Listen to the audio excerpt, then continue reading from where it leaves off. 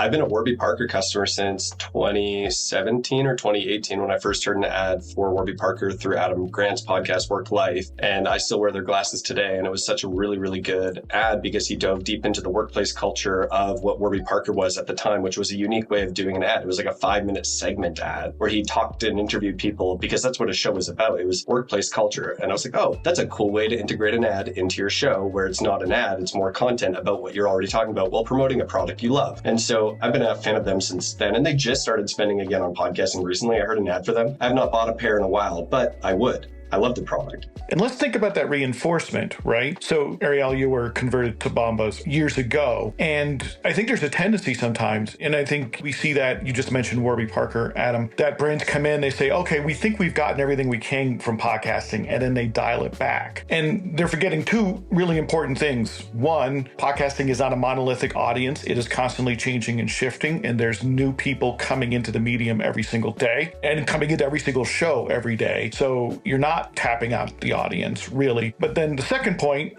is the reinforcement, being reminded about Bombas, being reminded about Warby Parker. The idea that like, oh, yeah, I haven't gotten new glasses in a little bit. Maybe it's time. Maybe I have a new prescription. Maybe it reminds me I should get a new prescription and go get new glasses. That there's you need to keep care and feeding of that garden that you've built in podcasting and not just think about it as big spend, dial back because we have new audience and people need reminding about your brand. Yeah, and I want to clarify and add to that. I think that there's something to say about the journey that I went on where it came from a host endorsement that was very organic. And then there were later touch points that may have not needed an endorsement to then reconvert me or to remind me because I was already influenced from a prior endorsement to love and cherish the brand. I just needed a reminder. I needed to be top of mind. I remember walking in, I don't even remember what area it is in Summerlin in Las Vegas, and they have a Warby Parker outlet store there. And I walked by and I was like, this is the first time I've ever been able to go inside a Warby Parker store. And I did because I was such a fan and it was just an experience to me. I didn't even buy anything. I didn't need to buy anything. I just wanted to go in based on that prior influence. So 100%, I think that there's a value of the journey that I went on to get to that point.